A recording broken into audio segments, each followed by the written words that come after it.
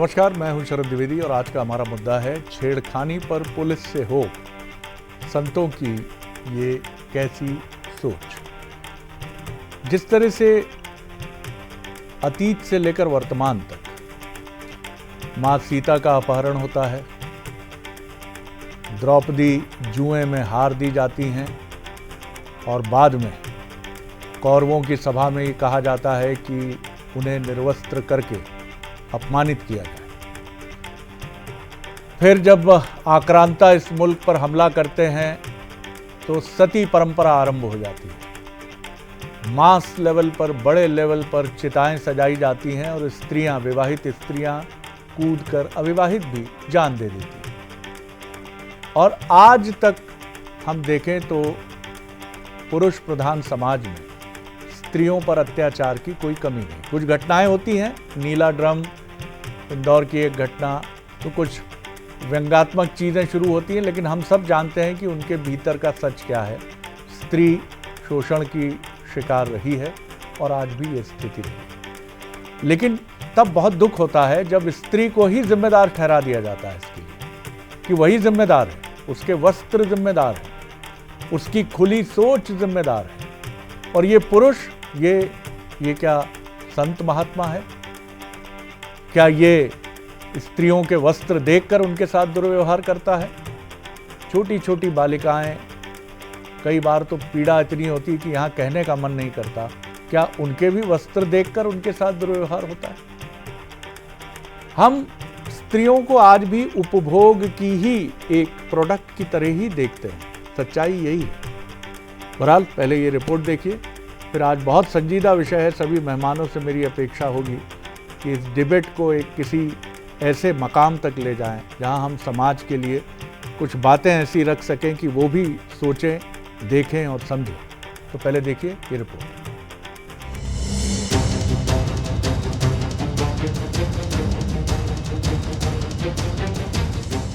महिलाओं के खिलाफ बढ़ते अपराध, बलात्कार की हो रही घटनाएं, महिलाओं बच्चियों से छेड़खानी, ये सब सभ्य समाज के माथे पर कलंक के टीके जैसे हैं, जिसको साफ करने की जिम्मेदारी मुख्य रूप से समाज की ही है।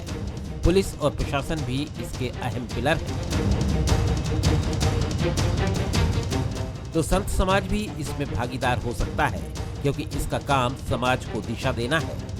लेकिन क्या ऐसा हो रहा है? जवाब आप जानते हैं। इस बीच खबर है कि मध्य प्रदेश में फिर से मजनू अभियान चलेगा।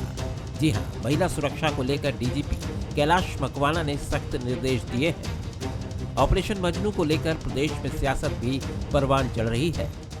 देखिए, मध्य प्रदेश में ना अपराध बचेगा ना अपराधी। ये मध्य प्रदेश की डॉक्टर मोहन यादव जी के नेतृत्व की भाजपा सरकार है। निरंतर अपराधों में गिरावट आ रही है। उसका कारण है कि संवेदनशीलता। ऐसे में निरंतर अभियान चला के समाज को जागरूक करना भी एक महत्वपूर्ण इसका हिस्सा है, जो सरकार, प्रशासन और समाज के माध्यम से निरंतर प्रयासरत रहती है। सरकार ने खुद विधानसभा में बताया है कि भोपाल में, राजधानी में 15 महिला अपराध रोज घटित हो रहे हैं, रेप हो रहे हैं, जो है बच्चियों के साथ जो है दुराचार हो रहा है।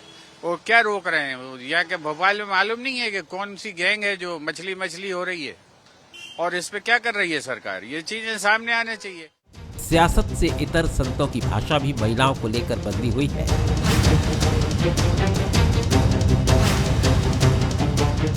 प्रेमानंद महाराज और कथावाचक अनिरुद्ध आचार्य के पिछले दिनों वायरल हुए वीडियो बताते हैं कि संत समाज भी महिलाओं को लेकर एक अलग सोच रखता है। हम अपने गांव की बता रहे हैं। बूढ़ी थी पर इतने से नीचे इतना, और आज बच्चे बच्चियां कैसी पोशाकें पहने, कैसे आचरण कर रहे हैं। एक लड़के से ब्रेकअप, दूसरे से व्यवहार, फिर दूसरे से ब्रेकअप, फिर तीसरे से व्यवहार, और व्यवहार व्यभिचार में परिवर्तित हो रहा है। मान लो हमें 4 होटल के भोजन खाने की जबान में आदत पड़ गई है, तो घर की रसोई का भोजन अच्छा नहीं लगेगा। क्योंकि अब लड़कियां लाते हैं 25 साल की, अब 25 साल की लड़की चुकी होती है, सब नहीं पर बहुत, और वो 25 साल की जब तक आती है तो पूरी फिसल जाएगी या जाएगी। जैसे कि अभी एक लड़के के संग हनीमून मनाने गई, परंतु वो किसी और के साथ वो रह चुकी थी, उसके साथ चक्कर था। वो ड्रम वाला केस अभी पुराना हुआ नहीं जाता। संतों के ये बयान बताते हैं कि महिलाएं पुरुष प्रधान समाज में आज भी सॉफ्ट टारगेट है। महिलाओं को कैरेक्टर सर्टिफिकेट जारी करना समाज के साथ ही संतों के भी प्रिय शगल बनते जा रहे हैं। क्या ये समाज पुरुषों की सोच, पहनावे, रहन सहन को लेकर कभी सवाल उठाते हैं? हम ये नहीं कहते कि 100% महिलाएं सही हैं, पर क्या कुछ लोगों के व्यवहार से पूरे समाज का मूल्यांकन करना गलत नहीं है? कुल मिलाकर महिलाओं का एक ही तरह से मूल्यांकन ना तो समाज के हित में है, ना ही देश के। हमें अपनी सोच का दायरा बढ़ाने की जरूरत तो है ही, तथ्यों को जनरलाइज करने से बचने की भी जरूरत है।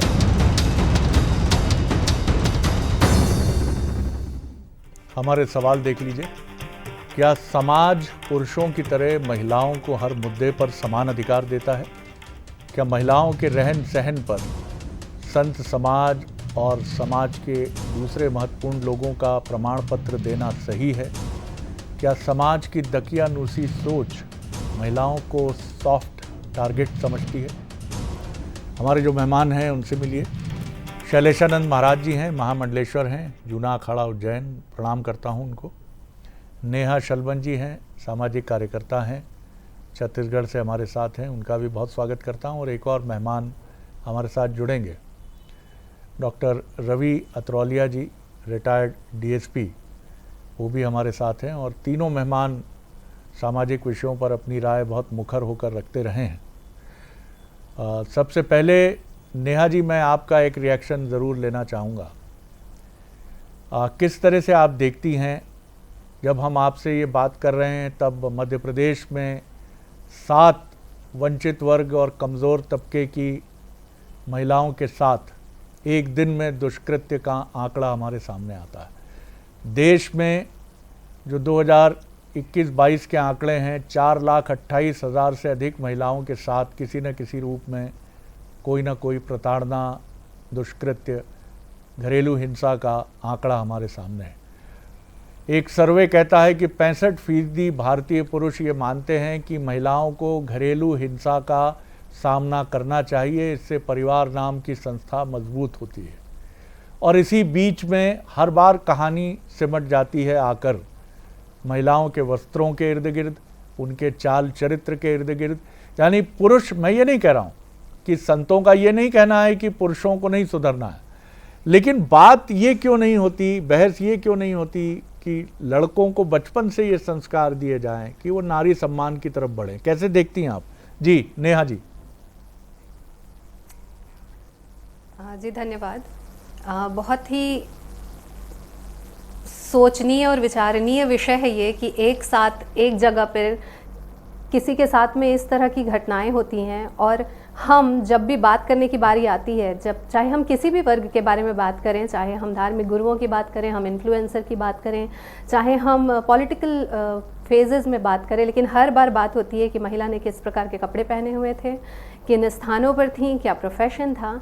तो सबसे ज़्यादा दयनीय दशा मुझे ऐसा लगता है महिलाओं की आज हो गई है, जब उन्हें घर से बाहर भी जाना है और उन्हें उनकी स्वयं की ये जिम्मेदारी है कि अपनी इज़्ज़त को बचाएं, अपने आप को संभाल करके रखें। और बहुत ही एक दयनीय स्थिति समझ में आ रही है कि हम जहाँ पर परेशानी है उन मुद्दों को नज़रअंदाज करते हुए कि हमें ज़रूरत है कि हम लड़कों को किस तरह से समझने और समझने को सिखाएं, वो छोड़ करके हम विषय को वापस से महिलाओं के साथ, जिनके साथ गलत हुआ है, उनको लेकर आते हैं। आज मैं हमेशा से कहती हूँ कि एक समय था जब मैं लड़की पैदा होती थी और घर में कहा जाता था कि बहुत बड़ी जिम्मेदारी है और बड़े दुख का विषय होता था या बहुत चिंतनीय विषय होता था। आज के लोगों को समझना पड़ेगा कि अगर घर में एक बेटा पैदा हुआ है तो बहुत बड़ी चिंता का विषय है कि क्या आपका वो बेटा समाज में एक अच्छे नागरिक के रूप में महिलाओं को और सभी को इज्जत देने और संभालने वाला पैदा हो रहा है, या हम वही पीढ़ी जो आज चल रही है, जिस तरह के विषय पे हम बात करते हैं, वो आगे बढ़ा रहे हैं। बिल्कुल ठीक कहा आपने। शैलेशानंद जी, मैं आपकी तरफ आ रहा हूँ। अभी मध्य प्रदेश में एक निर्णय हुआ है कि महिलाएं रात में भी काम कर सकती हैं, और इसके पीछे एक वजह यह भी है कि जो तमाम कंपनीज़ हैं उनकी तरफ से ये आग्रह था कि महिलाओं को काम करने के लिए अलाउ किया जाए, क्योंकि वो बहुत डेडिकेटेड वर्कर हैं पुरुषों की तुलना में। आप स्कूल्स के नतीजे देख लें, आप कॉलेज के नतीजे देख लें, आप अखिल भारतीय सेवाओं के, राज्य प्रशासनिक सेवाओं के नतीजे देख लें, और ऑफिस में काम करने वाली एक महिला या सफाई कर्मचारी महिला इंदौर में आप देख लीजिए, आउटस्टैंडिंग है वो। इसके बीच में जब महिलाओं के चाल चरित्र, चेहरे, उनके वस्त्रों में ये बहस उलझती है तो पीड़ा होती है। और मुझे लगता है कि संत समाज इसको और व्यापक रूप में समझाए। कई बार वो जो बातें कहते हैं वो ठीक से, इनका इंटरप्रिटेशन ठीक से नहीं सामने आ पाता है, और स्त्रियों की तरफ ये बहुत मनोविज्ञान है, क्योंकि कहने वाले भी पुरुष हैं और उनकी भी बात जाने अनजाने में कहीं महिलाओं की तरफ उठ जाती है। इसको लेकर सावधानी बरतना भी बहुत आवश्यक है। जी शरद जी, एक विषय ये इस युग का फिर से उठ करके आया है। आप देखेंगे कि जब हमने प्रयागराज कुंभ के अंदर एक चर्चा करी नदी, नारी और न्याय को लेकर के, तो पूरे भारत के जितने बुद्धिजीवी थे, ज्यादा से हमने एक डेटा कलेक्ट करवाया या उनका ओपिनियन लिया। तो मैंने एक चीज देखी है कि हमारे वैदिक युग के अंदर तो ऋषिकाओं को भी उतना महत्व दिया जाता था जितना कि ऋषियों को दिया जाता था। यदि लोपामुद्रा श्री विद्या की साधिका थी तो अगस्त भी थे। परंतु दिक्कत कहाँ है कि पुरुष प्रधानता पता नहीं कैसे हावी हुई कि अंततोगत्वा कुछ को बुरकों में तो कुछ को घूंघटों में लपेट करके रख दिया। अन्यथा वैदिक काल में तो एकल वस्त्र परंपरा ही थी, एक ही वस्त्र पुरुष पहनता था, वही वस्त्र एक ही लपेटा वो नारी पहनती थी। उस काल के अंदर भी मंथरा हुई है, केके हुई है, सब माना हमने। किंतु क्या कुछ नारियों के द्वारा किए गए अपराध का हम दंड पूरी नारी प्रजाति को दे देंगे? असंभव है। ये जो तथाकथित संत है, मैंने तथाकथित शब्द बड़ा बोल्ड बोल रहा हूं कि कथावाचक संत हो यह आवश्यक नहीं है। हमने देखा होगा साधु संत, साधु सन्यासी, ये हम दो विषय करते हैं निरंतर रूप से। तो सन्यासी जो रहेगा, जो विरक्त है, जिसने अपने आप को समाज को दूसरी ओर से देखने का प्रयास किया है या निरंतर रूप से तपस्या का जीवन जी रहा है, उसका कथन कभी भी भेदभाव वाला नहीं रहेगा, लिंग भेद वाला नहीं रहेगा। जैसे आपने लिंग तुलना करी, ये संत प्राय है। ये लिंग तुलना करना संत के समान हो सकता है, किंतु लिंग भेद करना संत का स्वरूप कदापि नहीं हो सकता। तो हम यदि तुलना कर रहे हैं तो हम पाएंगे कि भाई कल्पना चावला भी तो है, इंदिरा जी भी तो है, कोरासोनो एक्विनो भी तो है, बेनजीर भुट्टो तो है, सीमा भंडारनायके तो है। पूरे विश्व के पटल के ऊपर हमने देखा, मार्गरेट थैचर तक को हमने देखा, राष्ट्राध्यक्षों के रूप में भी नारी आई है। तो नारी के ऊपर निर्णय लेने का अधिकार पुरुषों को देना यह मुझे उचित नहीं लगता। इसको सामाजिक रूप से एक अलग विषय हो सकता है, नैतिक विषय अलग हो सकता है। नैतिक पतन हो रहा है, इसमें कोई संदेह नहीं। वो सिर्फ नारी का नहीं हो रहा है, पुरुषों का भी 2 गुना हो रहा है। बिल्कुल, तो हम सिर्फ नारियों के लिए कहते हैं कि उनका नैतिक और शैलेशानंद जी, कदापि उचित नहीं है।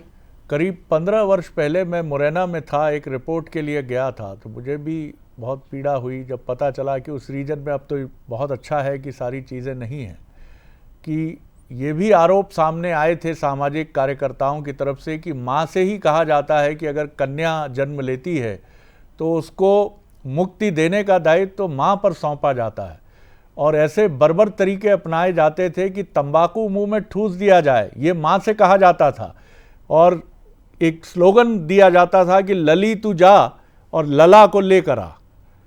ये परंपराएं विकृति रही हैं, लेकिन दुर्भाग्य से ये चलती चली गई हैं। डॉक्टर रवि अतरौलिया जी मध्य प्रदेश के पुलिस मुखिया, बहुत संवेदनशील हैं और उनकी वर्किंग सब जानते हैं। कैलाश मकवाणा जी, एक अच्छी पहल है ऑपरेशन मजनू, और निश्चित तौर पर लड़कियों को आज अधिकार है कि वो पढ़ने के लिए बेखौफ होकर अपने स्कूल कॉलेज जाएं, अपने ऑफिस और दफ्तर आएं। देर रात भी अगर उनका चाट खाने का मन है, उनका घूमने का मन है अपने परिवार के साथ, अपनी सहेली के साथ, अपने किसी मित्र के साथ, तो वो बेखौफ होकर घूम सकें। कितनी शर्म की बात है। कई बार ये लगता है कि हम कहते हैं, अभी गुजरात में स्लोगन दिया ट्रैफिक पुलिस ने कि तुम जाओगी अगर रात में तो बलात्कार हो सकता है। बट अब आप देखिए कि ये सोच कई बार कितनी, कैसे ऑपरेशन मजनू अपने उद्देश्य को पूरा कर सकता है। कुछ सुझाव आपकी तरफ से। जी अतरौलिया साहब। सर, मध्य प्रदेश पुलिस ने अभी स्पेशल ड्राइव चलाई है 2 अगस्त से 11 अगस्त तक के लिए, ऑपरेशन मजनू जिसका नाम दिया गया है। जी, ये स्पेशल ड्राइव चलाई गई है और इसका उद्देश्य सिर्फ इतना ही है कि सार्वजनिक स्थानों पर महिलाओं के साथ छेड़छाड़ करने वाले असामाजिक तत्वों पर अंकुश लगाया जाए। और इसके लिए जो हमारी कार्य पद्धति वो ये है कि स्कूलों कॉलेजों के आसपास सतत हमारी पुलिस गश्त करे, मोबाइलें घूमे और शरारती तत्वों को पकड़ा जाए। उन्हें पहले तो समझाया जाए और अगर वो उनके समझ में नहीं आ रही है और फिर ऐसी पकड़ में आते हैं तो फिर उन पर सख्त कार्रवाई की जाए। ये ऑपरेशन मजनू का फिलहाल जो अभी हमारा चल रहा है 2 अगस्त से 11 अगस्त तक का, ये इसमें है। लेकिन मैं आपको फिर बता दूं कि मध्य प्रदेश पुलिस ने तो सिर्फ अभी ड्राइव चलाई है, लेकिन स्थानीय पुलिस अधिकारी भी जब कॉलेज स्कूल छूटते हैं या जब बच्चे जाती हैं तब वहां पर फोर्स लगाया जाता है ताकि छेड़छाड़ की घटना रवि ना हो अत्रोलिया पाए। जी, एक छोटा सा सप्लीमेंट्री है।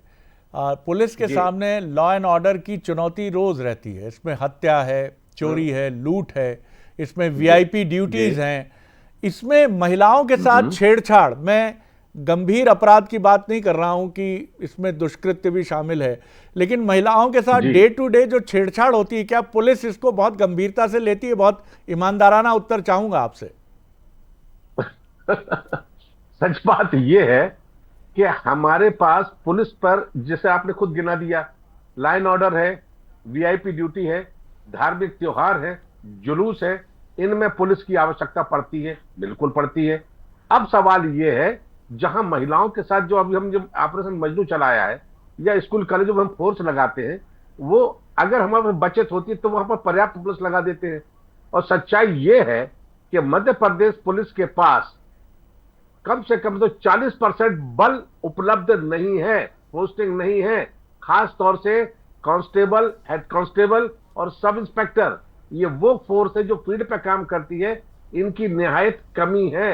और इस वजह से ये सच है कि चूंकि वीआईपी इंतजाम हमें करना है, जुलूस इंतजाम करना है, तो बट नेचुरल के फोर्स को हम वहां से यहां डाइवर्ट करते हैं, तो वहां कहीं ना कहीं कुछ कमी तो रह जाती है। एक सच्चाई, ये कड़वा सच ये है। और फिर दूसरी एक समस्या और शुरू हो गई है कि रात का जो महिलाओं का कार्यस्थल पर काम करने जाना या नाश्ता पानी करने बाहर सड़क पर आ जाना, उनको भी सुरक्षा देने के लिए हम पर दबाव डाला जा रहा है। हम बिल्कुल तैयार हैं। हमें एक अजीब लगता है कि हमारे अधिकारी हमसे ये उम्मीद करते हैं कि आप इसी बल से काम चलाओ। मेला इंतजाम करना है, हमें मालूम है कि 15 आदमी चाहिए, वो देंगे 5। हमें किसी बड़े इंतजाम में 50 आदमी चाहिए, वो देंगे 20। और कहते क्या, नहीं इतने ये इसी में काम चलाओ। तो ये प्रवृत्ति को हमारे अधिकारियों को समझना चाहिए कि भाई आखिर इस बल से कितना काम लोगे। बिल्कुल, आपने कह दिया सर। शासन से कह के जी शासन कहते बल क्यों नहीं बढ़वाया जाता? बिल्कुल सही है रवि जी, बहुत इसलिए थोड़ा सा लापरवाही हमसे जी मैं लौटता हूँ आपकी तरफ। हो जाती है महिलाओं की। मैं लौटता हूँ, लेकिन आप अपनी बेबाकी के लिए पहचाने जाते हैं और मैं आपको सल्यूट करता हूँ सर कि आपने कभी अपने मन की बात, कभी भी जो सच है वो आपने कभी उसको छिपाया नहीं। नेहा जी, सारी चीज़ें हम जब बात करते हैं, निश्चित तौर पर स्त्रियों की तरफ पुरुष प्रधान समाज की उंगली उठती है, लेकिन ये भी सही है कि जो छूट मिलती है हमें, चाहे पुरुष हों चाहे स्त्री हों, उसका गरिमापूर्ण सम्मान करते हुए उसको अपने भीतर एकोमोडेट करना, ये इंडिविजुअल की रिस्पॉन्सिबिलिटी है। ये उसे घर से मिलती है, पेरेंट से मिलती है, लेकिन कई बार ये चीज़ें नहीं मिलती हैं पेरेंट से। बच्चे आजकल के जो टीनेजर्स हैं, उन्हें लगता है कि बॉयफ्रेंड या गर्लफ्रेंड के बिना ज़िंदगी नहीं है, या नशा अब एक बड़ी अनिवार्य चीज़ है। और एक लड़की जब इस तरफ जाती है तो वो अपना सब कुछ इसलिए उसके लिए चुनौती हो जाती है क्योंकि आज भी वो कहीं ना कहीं गैर बराबरी में तो खड़ी हो ही जाती है। कितनी भी हम दावे करें, बातें करें, लोग कहते हैं बिना शादी के नहीं रह सकते हैं आप, फिर आपके लिए ये है मुश्किल कि आपको ब्लैकमेल किया जाएगा। एक पुरुष की तुलना में एक स्त्री की ब्लैकमेलिंग थोड़ा और बड़ा सोशल टैबू बन जाता है। तो कैसे, क्या लड़कियों को किस तरह से हम ये भी बताएं, आप जो चाहें वो पहने, लेकिन जीवन में मर्यादा का क्या महत्व है? मर्यादा का मतलब देर रात किसी क्लब में नशे में धुत निकलना, ना ये किसी लड़के के लिए शोभनीय है ना लड़की के लिए। जी हाँ, बिल्कुल सही पॉइंट आपने रेज किया है यहाँ पर। इसका जो एक जड़ मैं जिस तरह से देखती हूँ कि जिस प्रकार से हम लड़कियों ने, स्त्रियों ने जिस प्रकार से देखा है कि पुरुषों को, घर के लड़कों को जिस तरह से छूट मिलती है, बचपन से हमने देखा है, हमें घर में रोका जाता है और भाइयों को घर से निकलने की परमिशन दी जाती है। आज धीरे धीरे जब वो थोड़ी फ्रीडम में बदला है तो इसका दुरुपयोग तो डेफिनेटली स्टार्ट हो गया है। और जिस तरह से हम सभी सोशल मीडिया से, मूवीज़ से, बॉलीवुड से इन्फ्लुएंस्ड हैं, उसका असर भी हमारे जीवन में दिख रहा है। ये एक ओवरऑल रिस्पॉन्सिबिलिटी है, चाहे हम फैमिली की बात करें, चाहे सोशल मीडिया की बात करें, चाहे हम एक सेल्फ रिस्पॉन्सिबिलिटी की तरह देखें। दो तरह की चीज़ें हो सकती हैं, या तो हम परिवार को ये इस प्रकार से जागरूक करें कि परिवार जो है, ये नैतिक मूल्य जो है, ये शिक्षाएं जो हैं, क्योंकि मैं ये नहीं बोलूँगी कि उन्हें ये बातें पता नहीं होती हैं, हमें पता होती हैं, पर हम इतने ज़्यादा इन्फ्लुएंस्ड हो जाते हैं, लड़कियाँ इतनी ज़्यादा इन्फ्लुएंस्ड हो जाती हैं कि वो उनके कॉन्सिक्वेंसेस भूल जाती हैं। तो हम क्यों ना इस तरह से कुछ अभियान चलाएं, चाहे स्कूल्स में हो गए, गर्ल्स स्कूल में हो गए, गर्ल्स को स्कूल्स में, नेहा जी आप सहमत होंगी जहाँ पर ये नारी स्वतंत्रता का मतलब है नेहवाल हो जाना, सानिया मिर्जा हो जाना, इंदिरा गांधी जी हो जाना। यानी ये नारी स्वतंत्रता का मतलब ये नहीं है कि आप नशे में डूब जाइए। आपको अगर वुमेन लिब की तरफ जाना है, नारी स्वतंत्रता की तरफ जाना है, तो नारी स्वतंत्रता का मतलब है कि आप एक अचीवमेंट अपने ग्रुप में, आप IAS बने, अपने ज़िले की कलेक्टर बने, अपने ज़िले की पुलिस अधीक्षक बने, एक बहुत अच्छी अभिनेता बने, क्रिकेटर बने, जो भी चाहें, वट एवर यू वॉन्ट। बिल्कुल। शैलेशानंद जी आपकी तरफ आ रहा हूँ। कई बार मन करता है कि कई बार मैंने धृष्टता भी की, जब भी अवसर मिला आप जैसे व्यक्तित्वों से मिलने का, तो मैंने कहा आप रुद्राक्ष देते हैं, बहुत अच्छी बात है, लेकिन इस रुद्राक्ष के साथ एक शर्त भी रख दीजिए कि भ्रष्टाचार जो करेगा उसे ये रुद्राक्ष फलीभूत नहीं होगा। जिसके परिवार में कुमार्ग पर चलने की परंपरा होगी वहाँ ये रुद्राक्ष फलीभूत नहीं होगा। जिसके यहाँ लड़की और नारी का सम्मान नहीं होता है उसको एक लोटा जल कहीं से संपूर्णता से मुक्ति नहीं देगा। क्यों हमारे संत भ्रष्टाचार पर, पुरुषों के आचरण पर, इस देश की वर्तमान स्थितियों पर क्यों नहीं बोलते हैं? वो क्यों खुलकर नहीं बोलते हैं? कब तक वो पुरानी हमारी बहुत गौरवमयी गाथाएं हैं उन्हीं के इर्द गिर्द अपने को क्यों सिमट कर रखते हैं? वो देखिए, आपने बहुत बड़ी बात बोली है शरद जी। निरंतर रूप से हम जब गुरु दीक्षा देते हैं तो गुरु दीक्षा के संकल्प होते हैं। उन संकल्पों में आपने जितने बोले हैं ना, ये सारे संकल्प होते हैं, वो वैदिक वाङ्मय के होते हैं।